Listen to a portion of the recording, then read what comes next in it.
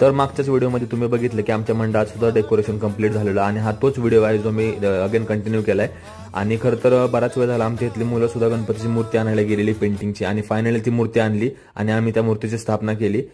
तर